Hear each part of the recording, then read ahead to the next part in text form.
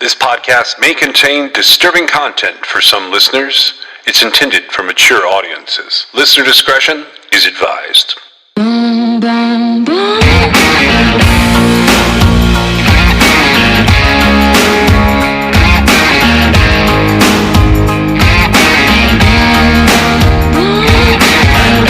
This is True Crime XS.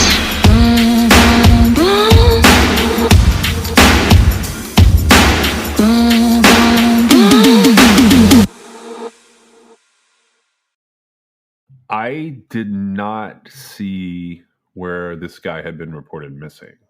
It's a December case and a December case, if that makes sense. The resolution happened in December as far as the announcement goes. But it's a NamUs. He was known as Barn John Doe from 2004. On December 23rd, 2004, juveniles found a decomposed human skeleton in a barn in a wooded area near the intersection of Highway 69 South and FM 2813 in South Tyler in Smith County, Texas. He was wearing a blue jacket, blue jeans, a black baseball cap, and Rockport shoes. The medical examiner put into NamUs as UP 3216 that he was a Caucasian male thought to be between 27 and 42 years old.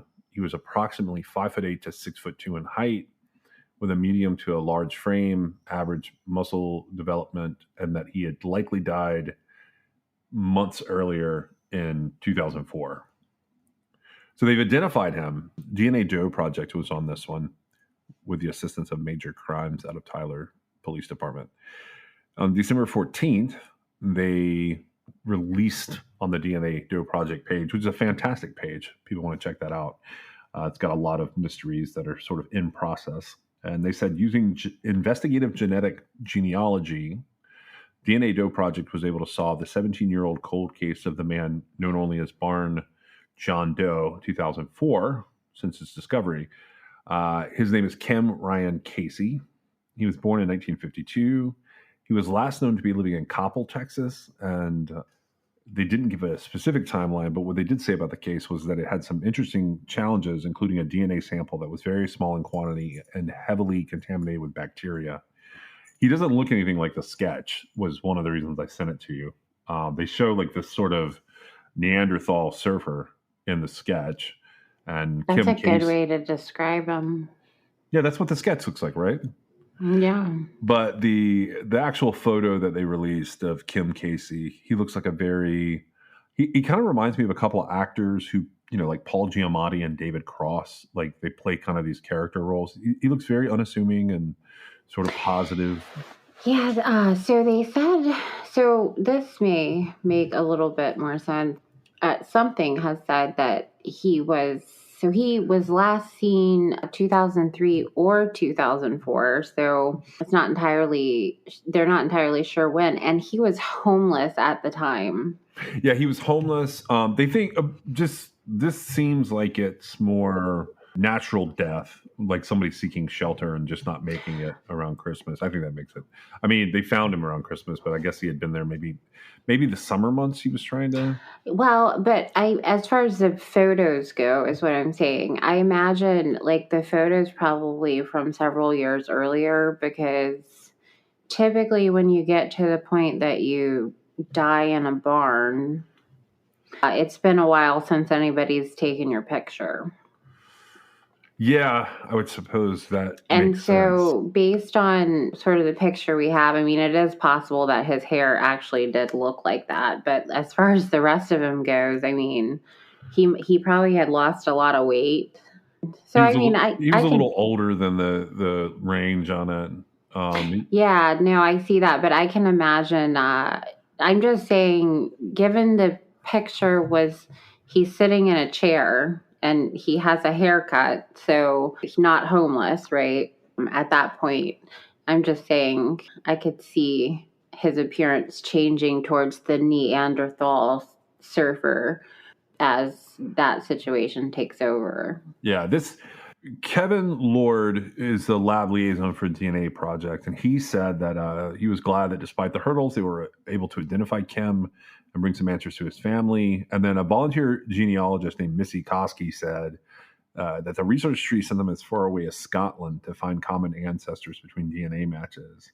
They were challenged by matches that were more distantly related than expected, which was due to endogamy and the Kentucky and Missouri regions of the family tree. I thought that was interesting because I've never heard it phrased that way before. That's the short endogamy or endogamy, ever how you want to say it. The short version of that is people who marry within a specific type of person.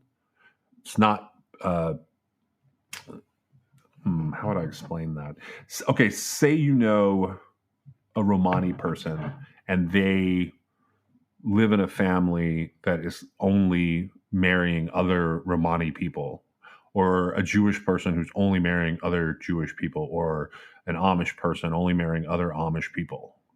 That's what endogamy is. Well, I actually, I don't know much about that, but I would say on a DNA level, which is what we're talking about here, it is going to be some sort of something close to inbreeding. I understand what you're saying as far as having possible common ancestors, but well, like I said, it's going to be something. I mean, because we're basically talking the biology of it, right? Yeah, we were talking the genetics of it, right? And so it's let's see, endogamy. I call it endogamy, and the opposite would be exogamy. So endogamy and social science perspective is the custom of marrying only within the limits of a local community, clan, or tribe, compared with exogamy. And then the biological definition is the fusion of reproductive cells from related individuals, inbreeding, and self-pollination. Right, but so it's not close enough to be considered what I guess people would call incest. Well, I didn't say that. I said inbreeding. He's got several trees that are meeting. Right. Like limbs. Several limbs of the tree meet in various places. Correct. And what happens invariably in groups like that is that there are common ancestors that they aren't necessarily even within 2 generations, but if you go back further, and like where you can really find this is like in the caste systems of, say, India, or like any royal family. Yeah, you get to a point where the obligations of the rule of endogamy, like if that was a custom, you end up with people who have similar DNA ancestors down the line. That's 100% correct biologically. Yes. That was interesting that they closed that. They actually identified him in August, but they're just releasing it all now. I think it took them a little time to get everything together related to that, based on what I read. But it is considered a natural death. So that mystery is solved. And it's really sad that it took that long. It kind of is, yeah. I mean, it doesn't seem like it actually took that long as much as it took a while to get. Well, if he was last seen in 03 or 04, like he was found pretty fast, just depending on when that was. I'm imagining it was sort of, I assume, because he was homeless, he had probably gone through something that made him end up that way. And then somebody probably remembered seeing him sometime and it was vague, right? Yeah. And then if he kept to himself, I imagine he was seeking shelter and he just didn't wake up one day. Yeah, this actually, somebody started a thread on Web Sleuths about this. And I actually remember when the thread started. They started it the day that the body was discovered, which was the day after Christmas. And 2004 was a weird year for me. I had a lot of time where I was sitting in front of a computer because I had a very small child. And I actually remember reading this thread. I had it bookmarked, but somebody had posted the original article saying, I hope this person can be found and located. And it's so interesting because the whole thread only has 3 pages. Wait a second. You said you hope this person can be found and located? Like the identity of the person? a person on Web Sleuth opened a thread the day after Christmas in 2004 with the article saying the body had been found in a barn. Okay. And they put at the top of the thread, hopefully this person can be identified and the family can be located. I see. Okay. I may have said it wrong, but that's well, I just wasn't sure if you meant because I was looking for a missing persons report, and the way I heard it, which I could have heard anything, but I thought you had said, I hope this person is found and located. And I was like, wait, is that about a missing person or is it about the found body? But it was about the found body.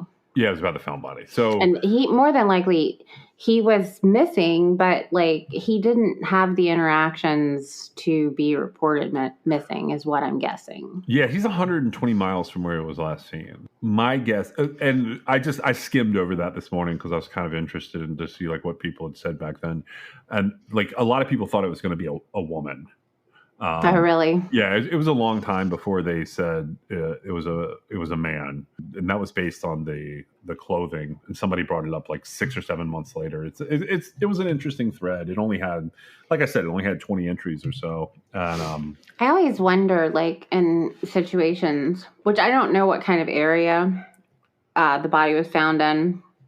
What was in a barn? Well, I was going to say it was barn John Doe, but I always feel like bodies that died of natural causes, like seeking shelter, it's almost always going to be a homeless person, probably almost always not going to be reported missing.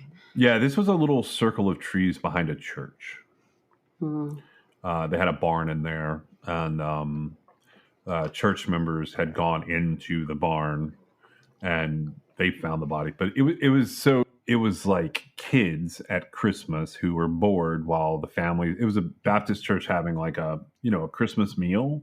Surprise, Merry Christmas. Yeah. So the kids had gone outside, and it's Texas, and it wasn't snowing or bad weather. The kids were just messing around and went into this abandoned building, and they found the body there. So we're continuing our episodes of Christmas here. This one is... there were a lot of elements to it that I was sort of like, what is going on? This is the father charged with murdering his family. Had you ever heard of this guy before? No, I have not. Something about the court documents here, because I pulled up a bunch of the court documents. Elements of this case go all the way to the Supreme Court of Pennsylvania, I think. And they had issued an opinion about some stuff. When I was looking at it, something about it felt familiar. And then there's this whole thing where his younger brother gets dragged into it. And that was really disappointing. What was interesting about this case to me is it has somehow escaped like the Wikipedia realm. Like there's been podcasts who've covered it. It's not that we're being totally unique here, but it hasn't been one of those cases where there were really clear documentaries about it or like good news articles. There was just some mentions here and there of what's happened. So it was a little difficult to piece together. And when I read it, I was actually really shocked because it almost seems like some of these other sort of Christmas slangs, I guess, that we've read about where, for some reason there's a kid involved. And I think a couple of the cases, that one case with, the Zero to the Bone case, that case had some elements of this. The Lawson Family Massacre, we didn't cover that, but that had some elements of this. This guy is off the chain. He really is. So this is Ernest Houlever Jr.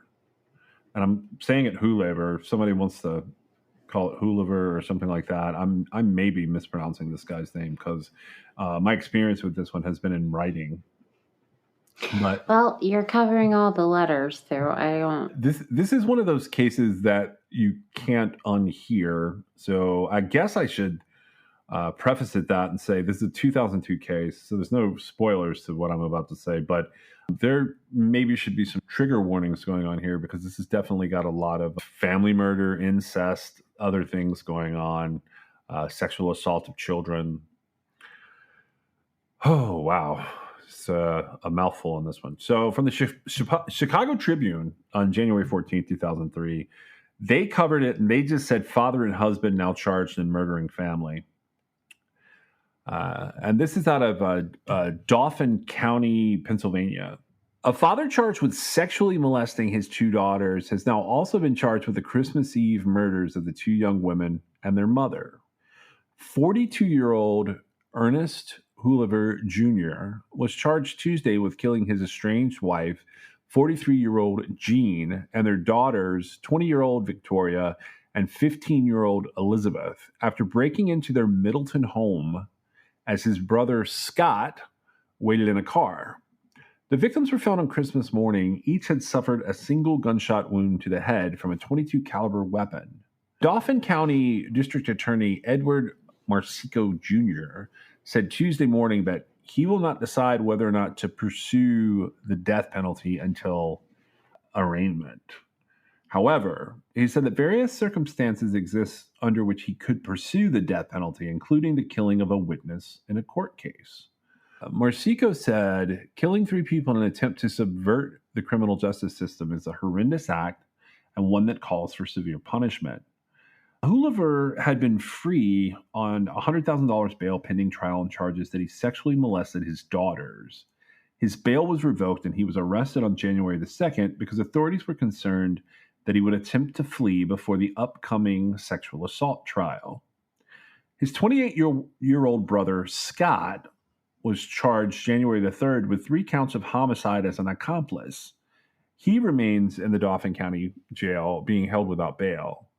Authorities have charged Ernest with 3 counts of murder, which means prosecutors must prove he acted with malice and forethought rather than a blanket charge of criminal homicide, which includes several degrees of murder, voluntary and involuntary manslaughter. He's also charged with burglary, reckless endangerment, and related counts. The endangerment charge is related to Victoria's, that's the 20-year-old, 9-month-old daughter Madison, who police found unharmed near her mother's body. The charges against Ernest were filed upon a recommendation by the investigating grand jury, which heard testimony last week.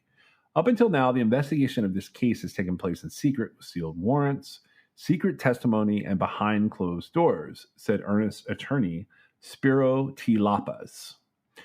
The filing of these charges entitles Mr. Hoover to a speedy public trial, and we anxiously await the opportunity to defend this case in open court.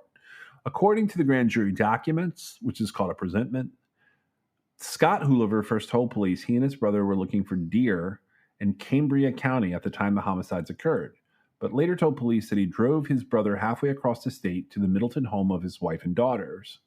According to the presentment, Scott said that they were drinking early on December 24th at a Cambria County bar when his brother said he wanted to go to his former home to get his dog. Under the conditions of his bail release in the sexual assault case, Ernest had been barred since July from visiting the home or contacting his family. The presentment states that Scott said he parked a block away from the home around 4 a.m. on December 24th and watched his brother walk toward it, returning 10 minutes later in an agitated state, telling his brother to drive away. Scott also indicated that on a prior occasion, Ernest had indicated that he would kill Jean, Victoria, and Elizabeth, the grand jury presentment states. The presentment also states that an uncle of the brothers said they did not come home on the night of the killings and that a .22 caliber revolver was seized during a search of the home of Ernest Hoover Sr. in Cambria County, where Ernest Jr. was living since the sexual assault charges were filed against them. Marsico said that ballistic tests have not determined whether the .22 caliber revolver seized in the search was the murder weapon. And according to the presentment, police found a broken garage window at the Hoover home, through which the garage door could be opened and an intruder could get inside. So that's the main part of the case. What do you think about that so far? I can't really get inside of the head of a father who kills. I mean, I understand more so the wife. I understand more when husbands kill their wife, but I probably am never going to understand how fathers kill their children. Yeah, that was a weird one for me. I can't imagine. Clearly, he needed help. He needed psychological help. He was having I'm sure the drinking didn't help. So it seems like, unfortunately, and this is probably me stating the blatantly obvious, but it seems like people who have mental health problems, they get exacerbated when they decide to go drinking all night. I feel really sorry for the brother now. So, according to what you said, he told his brother he wanted to go and get his dog. Right. And then it appears he initially lied to investigators and then he came clean about it. And he ended up getting charged with third-degree murder. Honestly, if he legitimately drove his brother there to get his dog, I don't feel like he should have been charged with third-degree murder, but Well, whatever. I mean, obviously they don't believe him. Well, no, because like this is the kind of thing, especially under these particular circumstances where you've got the court case ongoing and the restraining order. I would say that it's a pretty safe bet that when 3 people are dead in a house where there is a restraining order in place, the person on the other side of the restraining order probably did it. It would be a statistical anomaly for... It's not impossible, but it's very improbable. So this is one of those that like pops up in Snapped or something later on. I haven't seen anything about this. Don't you think just by knowing that, like, you know, just knowing that you're going to be the suspect, wouldn't that help you decide not to do it? There's no way. I can't fathom how you get into the frame of mind that like the best way out of the situation you created is to kill someone. Right. And then discussing the death penalty, they talk about how, you know, it was possibly witness tampering, right? Yes. Except that I know that this is not the state of mind that somebody who participates in witness tampering comes from, but like, if you're in trouble for one thing and you kill the witness against you, like you're gonna be in more trouble than you were in to begin with. I mean, obviously. And so to me, like rational people go, wait, I'll just take my licks on the lesser thing, right? I mean, that's what you would think, yeah. But I know that this guy's clearly not a rational guy. But now, do you know, has he been put to death yet? No. He's not been put to death. Okay, go ahead. The way that this is sort of part 2, I guess. So the way that this breaks out is, we know what happens with this, but Scott ends up pleading guilty. He agrees to cooperate as a Commonwealth witness. He leads police out to Clearfield County where they retrieve firearms and other evidence. And the prosecution decides that they're going to take those previous counts of sexual assault and rape, and they're going to roll them all together, and they're going to consolidate it into a trial. Hoover, his lawyers argue that they need a change of venue. So a change of venue occurs for Ernest. At trial, the Commonwealth presents Scott as a central witness. He testified that following Jean's decision to seek a divorce, which is what sort of kicks that off, and we keep hearing that, these people are scared to death to be alone. Hoover stated that he was going to shoot her. Ernest stated, I'm going to shoot Jean. So Scott on the stand describes the trip to the Middleton residence, indicating that Hoover had claimed he only wanted to retrieve his dog. I'm going to just call him Ernest. So Scott describes the trip to the Middletown residence on Christmas Eve, indicating that Ernest has told him he only wants to get the dog. The trip involves further activities and was corroborated by surveillance video that was obtained by the police from a convenience store located halfway between Ernest Sr.'s house and Jean's house, which is Cambria County and Middleton. Scott then testified that upon arrival in Middleton, he was told to stop the vehicle to permit Ernest to get in the back seat. And then Ernest told him to drive to a location about a block from Jean's house. He parked the vehicle there and he waited as Ernest went towards the house. Ernest comes back out 5 or 10 minutes later and tells him to drive out to Clearfield County, where Ernest pulls out a shotgun that he has tucked back into the vehicle. So he got it out, he had it at the house. He brings it back, he puts it in the car.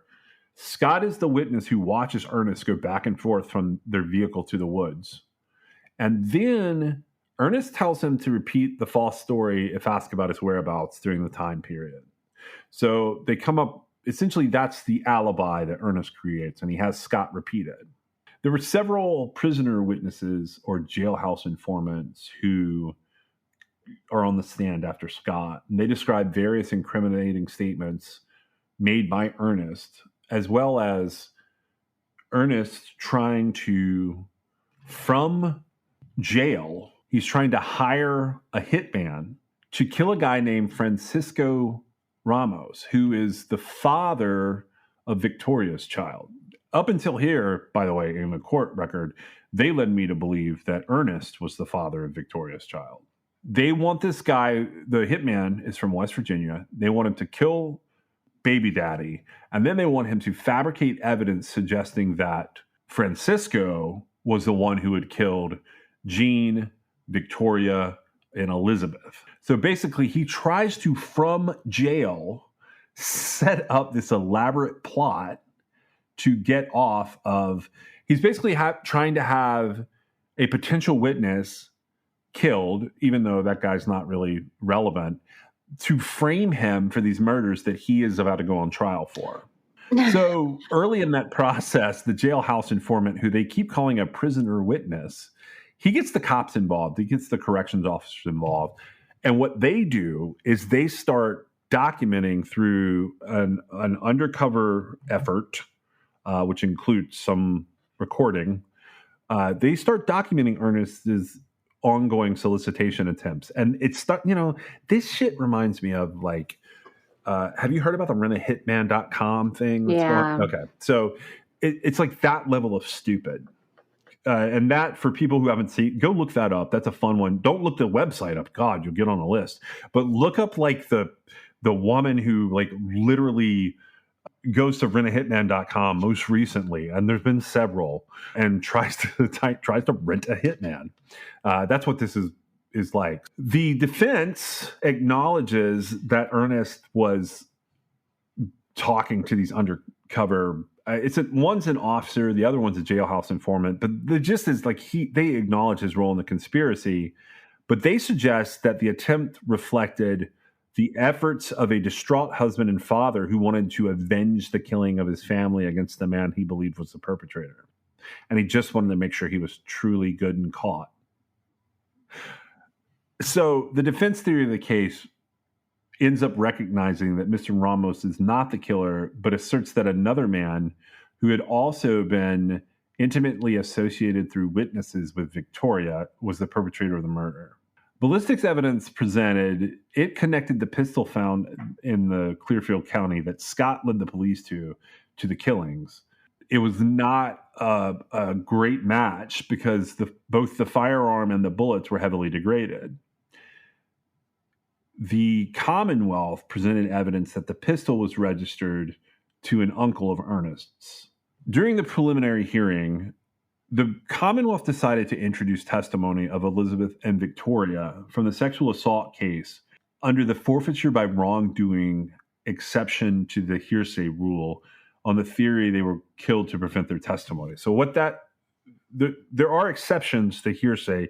Hearsay is when someone gets on the stand and they are telling you what someone else has said that they did not witness about someone saying or doing something.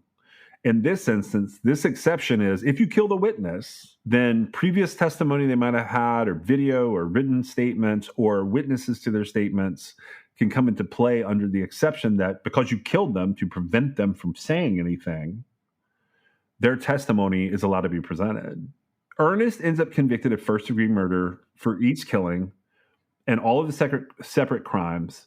And then for basically they aggravate the conviction by saying that he was killing prosecution witnesses. That's worse than just killing a person. You're killing someone who already had taken action against you. They got him for conspiracy, for reckless endangerment of the 9-month-old that was left at the scene, for burglary, and for criminal solicitation related to all the stuff that he did surrounding having Mr. Ramos killed. However, he does get acquitted of the sexual offenses. In the penalty phase of the trial, the Commonwealth pursued the in perpetration of a felony, grave risk, multiple murders, and protection from abuse violation aggravated. In the penalty phase of most court hearings, even the smallest ones that only take a few hours, you get to present two types of factors. The first type is a mitigating factor. A mitigating factor means it's a reason that the sentence maybe should not lean towards the maximum end or have an aggravating factor attached to it, meaning some type of abuse or some type of reason. I put that in big air quotes for everybody. But a mitigating factor is essentially a softener to the sentence. An aggravating factor is a hardener to the sentence, meaning it leans it more to the maximum end. So they end up incorporating the evidence that was brought up during the guilt phase. So the first part of the trial, all of that evidence comes back in, and they say this is all aggravating factors. Ernest's lawyers basically presented the catch-all mitigator of he has no significant history of prior criminal convictions, which, whatever, at that point, he's already going to be on trial no matter what he does here for the sexual assault of his daughters. Whether he did that or not, that's between him and some other maker. But the behavior is definitely premeditated if they're accepting that he did this. So the jury found that all the aggravators, at least some of the proffered mitigating factors, were probably true. But they decided that based on the balance between the two of them, that they recommended 3 death sentences as a consequence of their determinations, like what they were doing there and how they were seeking that out. And I think that is accurate. What do you think of the death penalty in this case? I think that first of all, I was confused because it seemed like they should have, instead of presenting an alternate suspect in, like, first the baby daddy and then somebody else, right? Some unnamed person. It seems like that they would have needed to present Scott as a possible perpetrator because of his link to the evidence. And so to me, that makes the defense fail.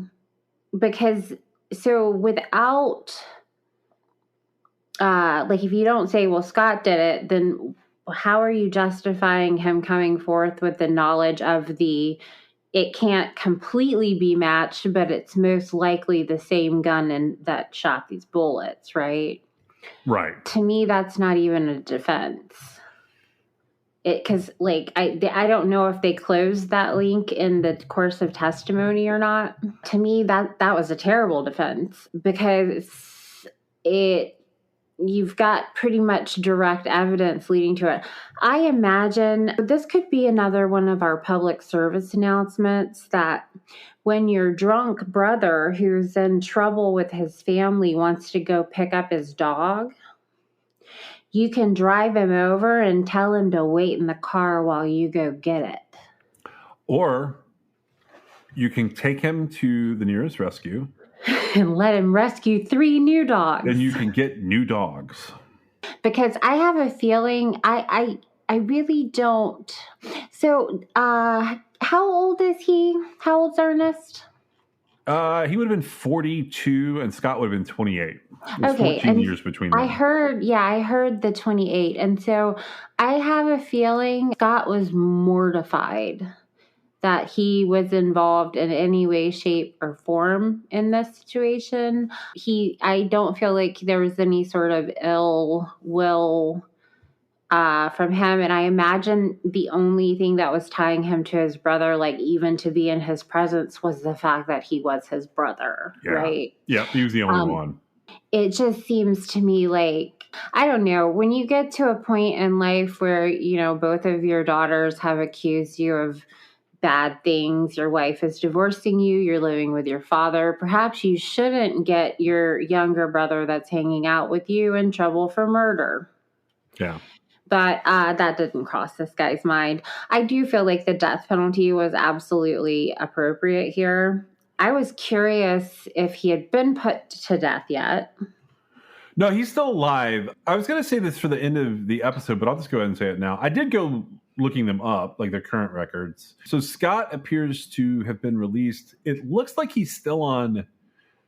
I think there was some kind of deal where he got out for good behavior. And I don't have an official record of this. I'm just going by what I can find.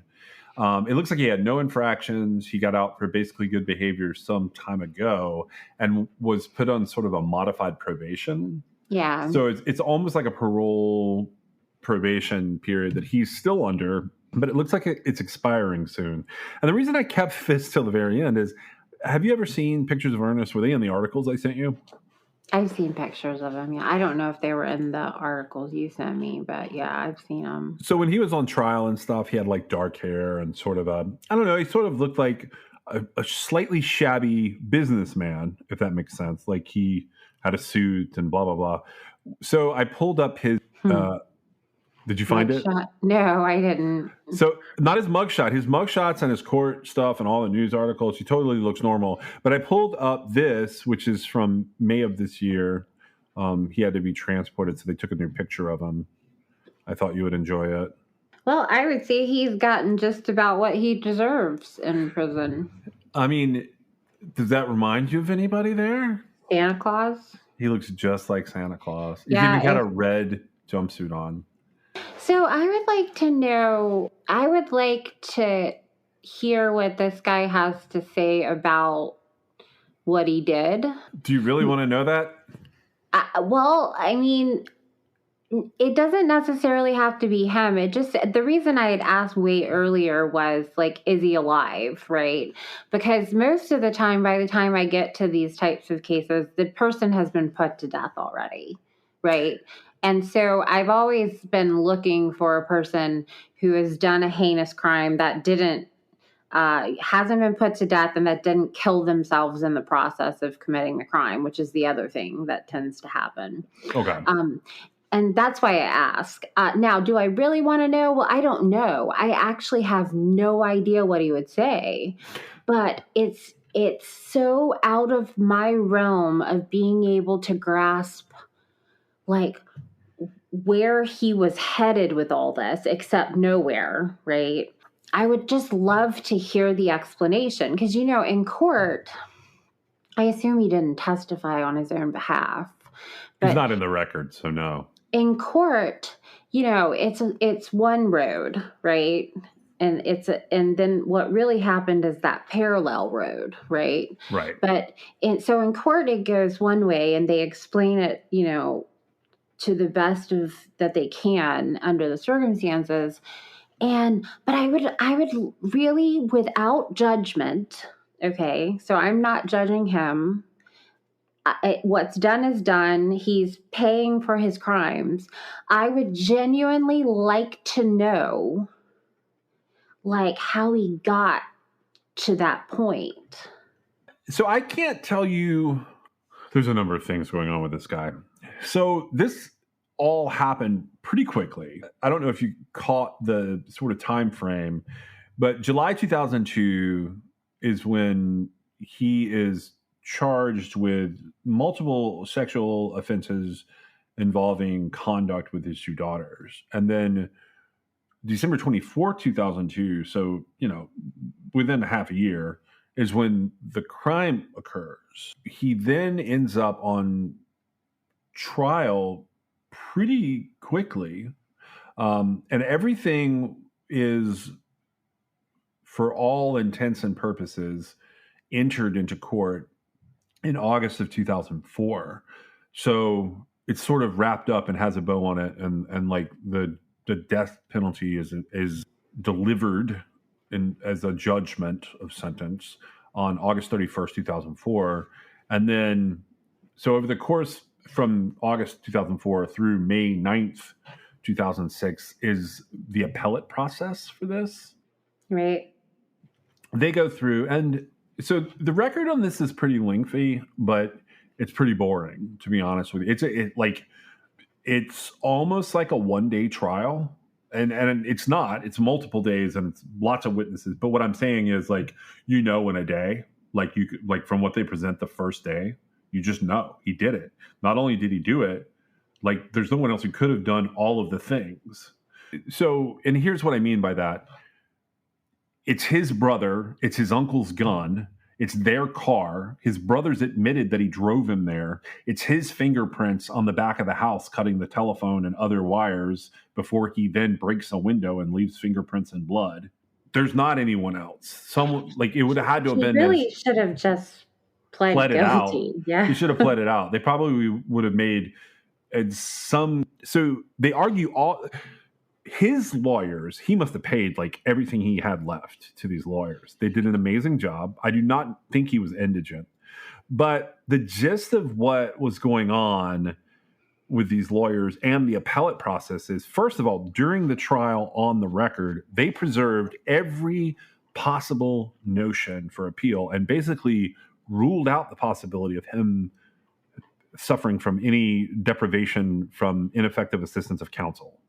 So that doesn't really come into play because it is literally preserved almost line by line, starting with the arrest warrants and then going all the way through every document they have.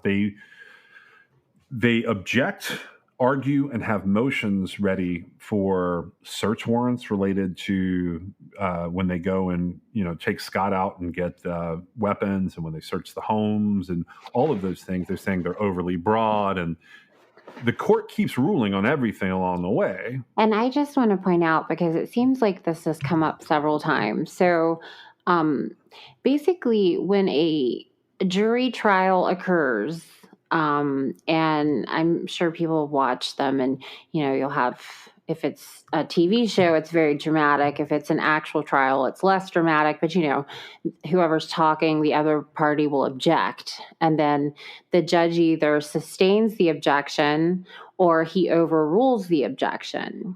So if it's sustained, it means he agrees with the objection, and whatever they're objecting to has to stop.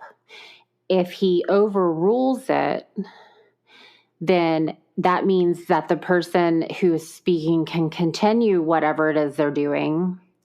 And that was objected to. That the other side has objected to. However, on appeal, all those objections become relevant, because if you did not mention something during a trial, and if you did not raise an objection at the time it's occurring in real time, you haven't preserved the issue for appeal.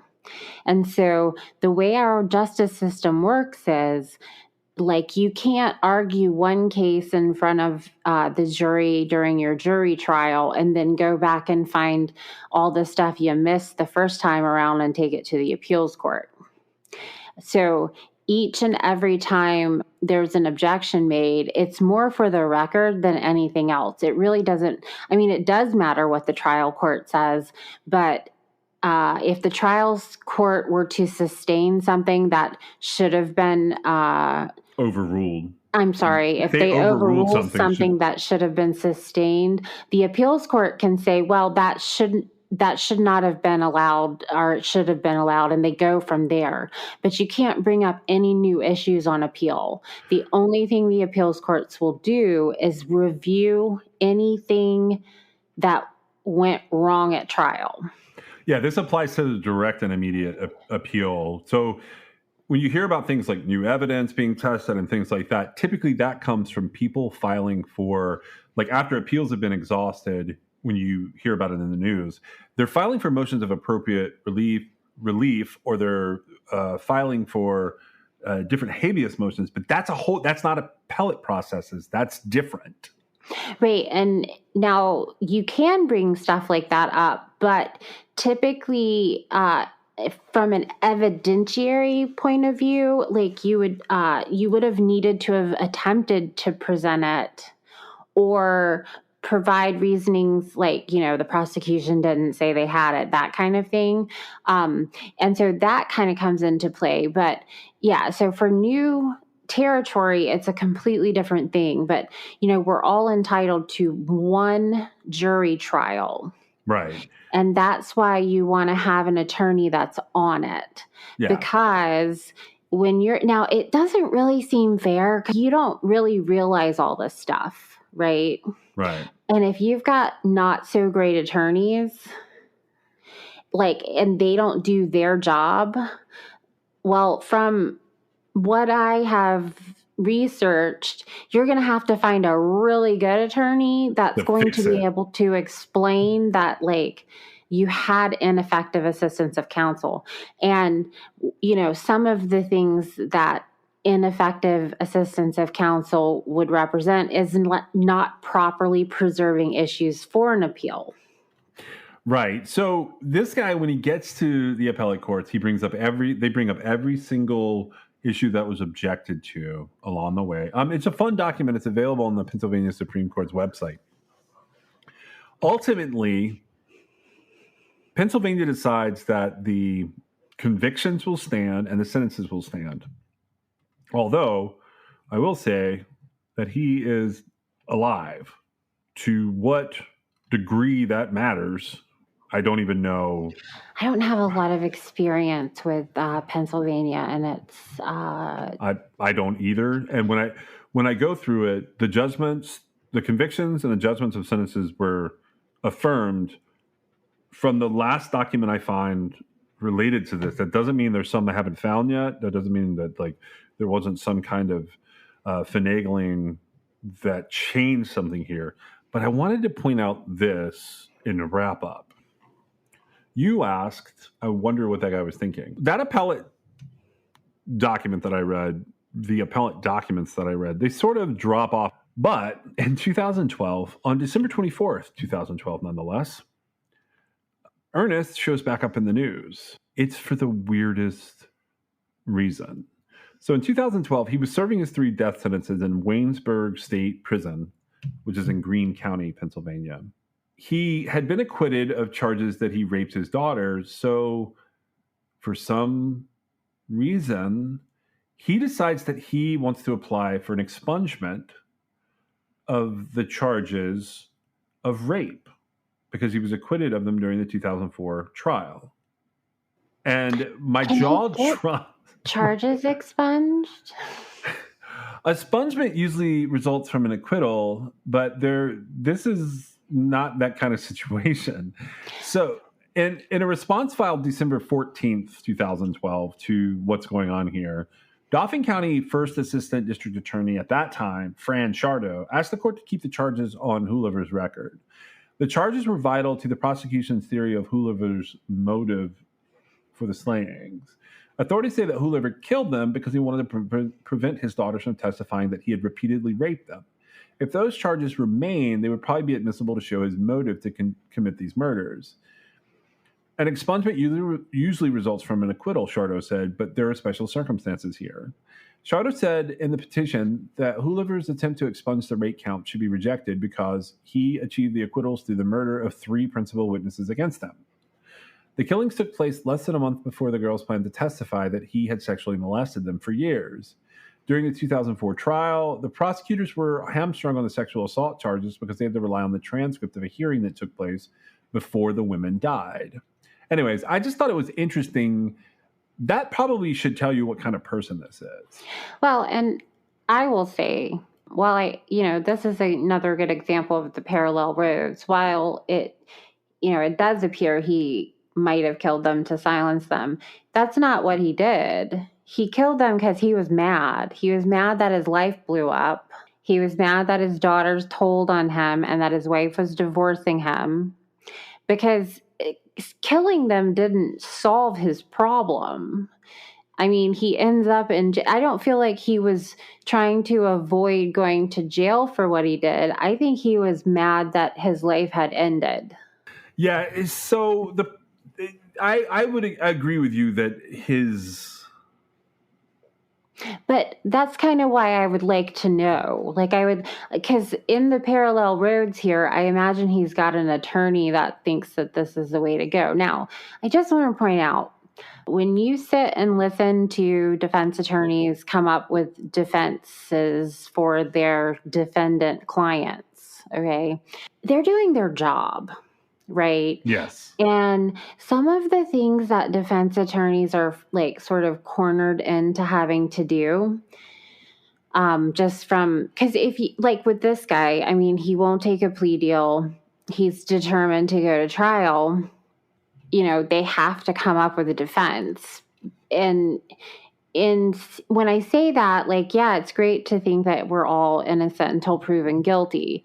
But if you're sitting there and the state proves its case, which I feel like it did in this case, and I haven't even reviewed the trial, just on the outset, the fact that his brother was testifying against him and the what has been sort of summarized as his testimony, I feel like they proved their case, right? Yeah. And so he's got to put on a defense. And so I know it's a lot of times I hear or I read or people just make comments, and I feel like defense attorneys sometimes get, kind of kicked because they do things that, you're kind of like, what were they thinking? Well, they're just doing their job. There's only so much that you can do. And usually in criminal law, with a defense attorney is gonna, like, the first thing they do is they try to pretend like, a crime didn't happen at all, right? Yeah. And then it's like the next thing will be, well, the crime happened, but my client wasn't involved. And then they present alternative options, right? Right. And it is ludicrous. Like, it really, and especially in this situation, I'm surprised that they didn't try to somehow implicate the brother, because that seems like it would have made more sense as a defense strategy, but they didn't. He eventually gets there. So the way that this goes down in terms of just like Ernest Hoover's lawyers, so they try this expungement thing in 2012. It's denied on January 9th, 2013. The petition doesn't get through. He appeals it in 2014. And it looks like it's part of a bigger scheme to continue to appeal things at the federal system. So all of the documents in here are sort of hard to read. And here's why. The attorneys are pretty much out of it by 2016. And what ends up happening is he starts filing documents for himself pro se. So that's why I say, like, as far as the court documents go, like, I haven't seen anything where they've ruled other than to just affirm things. Does that make sense? Is he asking for his sentence to be commuted or for a new trial or what? He's raised issues such as wanting post-conviction relief. He's claimed that his lawyers were ineffective. He's had over 20 different arguments that he's raised pro se. But those don't get very far in cases like this, because so a pro se argument that would work would be there's new evidence and somebody gets wind of it and they decide to help. But it's still like a really long road, though. It's a long road, and all it really does typically is get the attention of lawyers who can assist you. But the main thing that happens in a case like his is he's a death penalty case, so some people will take up a death penalty cause without real reason to take up a death penalty cause, like right, what happened with Ted Bundy. You just want to make sure that, well, I feel like any defense attorney at some point in their career would work on a death penalty case, even not being paid, because it is sort of it's the biggest bend in our legal system, in that, like, you can't take it back. Now, I would argue that people are sentenced to sit on death row. They aren't, I mean, they're sentenced to death, but like, how many people really get put to death, right? Yeah. I was going to say one of the things about being on death row is that I don't think the court will ever order him to stop his nonsense. No, they probably won't. It looks like all the way through 2020. There was another podcast that covered this a couple years back, and essentially they referenced the ongoing appeals, which is how I found out there was still stuff sort of pending. But the gist of this is he will probably not stop, and he will eventually get some help from people who just, and I understand what you're saying about defense attorneys, but there are people out there who just cannot stand the death penalty, and they will rail against it with whatever case they can, by whatever means they can. I feel like they're going to have a really hard time getting this overturned. This will never get overturned. I don't even think. I mean, even commuted. I don't even think it'll be commuted to life in prison. Yeah. I do think they might succeed in him writing out the moratoriums, if that makes sense. Like until he dies. Yeah, like he's old enough. So if you think about it, they died in 2004. It was Christmas Eve 2004. Okay, so 17 years have gone by here. He's what, 59? And since, yeah, he would be. Gosh, he looks so much older than that. he really does. The years, like he's definitely paying for what he did there to those poor people. But there is a moratorium on the death penalty that was announced in 2000. I think it was in 2015. I don't think that it has continued. They can still sentence someone, but they're not going to execute someone. Is that specifically in Pennsylvania, or just? It's just Pennsylvania. It's the governor's job to do that. I think it was Governor Wolf that did it, and I want to say they haven't actually executed anyone since the 90s. I know that you've got multiple layers of things that come into play with the death penalty. I imagine the only thing they were offering him was life in prison if they were even inclined to make a plea. I'm not certain they can give a plea deal for the death sentence. I don't really see how that would be a plea deal, but it would be rare. I mean, we've kind of gone over that a little bit in the past, but like the death sentence itself is not usually on the table for plea bargains. It's literally they offer life to avoid a trial. That in a capital case that could warrant the death penalty, and I do think that I don't think that there is any hope for this case. I feel like it's actually for one the defendant. You mean? For the defendant, as far as getting it overturned, or I don't know that he'll be put to death. There's several layers of protection between even once you're on death row, because, you're looking at a situation where a governor has to sign a death warrant. And just like they have to sign a death warrant, they also don't have to sign a death warrant. And that's actually where the moratoriums come into play, because some governors just, sure, death penalties are great, but I'm not going to be the one responsible for it. Yeah. Anything else that you saw out of this case would actually, I think at this point, and I could go back and look more specifically at the record and then all the appellate matters that I was able to see, I think it would actually have to go federal at this point. And it doesn't seem like that effort has been taken up yet. But I didn't think, prior to us recording, I didn't think to go into Pacer and look around. It could be that there's something in there where like a new effort is being made. So what's interesting about that is if he's going to be, 50, whatever. I believe 59, I believe. People don't live as long in prison.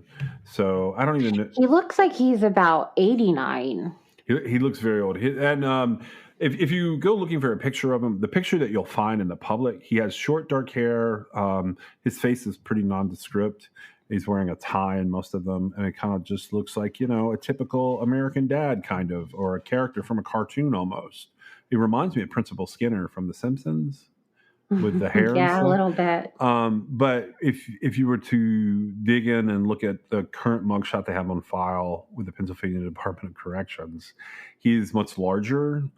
His hair is long and wild, and he has a beard that comes like all the way down to where on a man's chest, where almost where his nipples would be or his xiphoid process would be. So it's like a big Santa Claus beard. It's very gray. His eyes are like sunken in. He does not look like time has been his friend at all. Well, nor should he, honestly. So that was one more of our episodes of Christmas. Thank you for joining us. We are sponsored by LabRottiCreations.com. You can check them out at LabRottiCreations.com, and you can still use the code CRIMEXS for a fun pop pet portrait of your own pet. You can also reach us on Twitter, Instagram at TrueCrimeXS, or you can give us a call if you know anything about any of the cases that we're talking about at 252-365-5000. 5593. You can also reach us at Gmail at truecrimexs@gmail.com. And you can check out our website at www.truecrimexs.com. We'll see you next time.